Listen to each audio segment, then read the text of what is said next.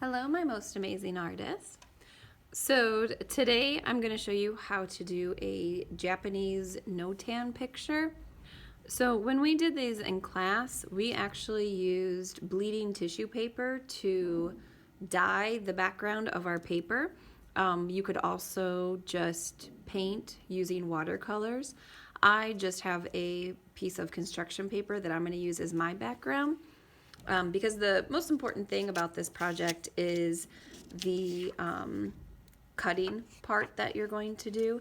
And for that, I have a 6x6 piece of black construction paper.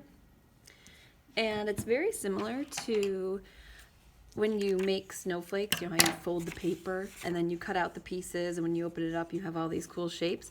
So it's kind of like that. Only when you cut, you want to make sure you keep all of the pieces that you cut out. So I'm just going to cut some shapes.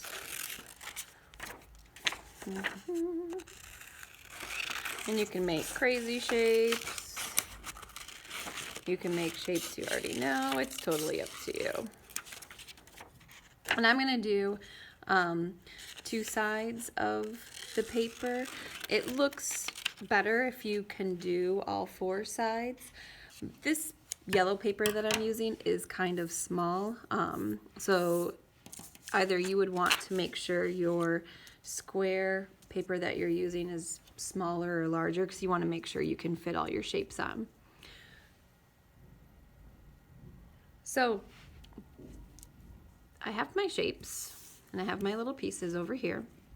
And if you notice, like here, you have this straight line going across. Well, when you do this, you're going to be reflecting the pieces across that imaginary line. So if you pretend that that line keeps going all the way straight down, you want to make it that line. So again, you have this line going all the way across, just like that. And you want to pretend like where you cut, you still have that imaginary line with the edge.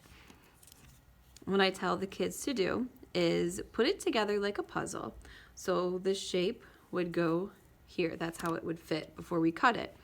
So then you pick up the shape and you flip it over, and then you reflect it over the line. And when you glue it down, you want to make sure that it lines up nice and neat. So you have that straight line going down.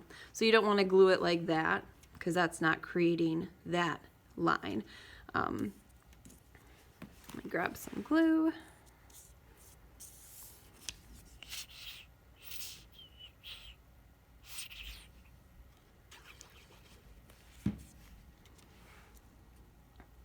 And again, try and do your best to line it up so you are creating that line.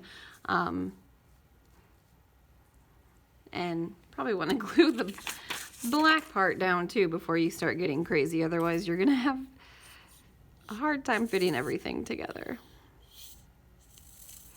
So I'm just going to put glue in the four corners. Remember, liquid glue is very strong, so you don't need to use a ton of it. Okay, so I have those shapes glued. So now when I do this one, again, you want to match it up before you cut it out. And then when you pick it up, you flip it over, and then you glue it down so you form that line.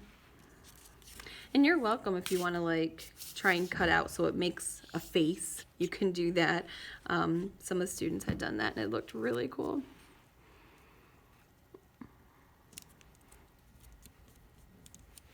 I'm going to turn my paper and do my last shape.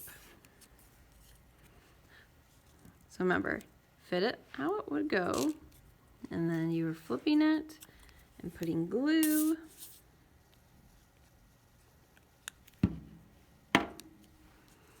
And line everything up.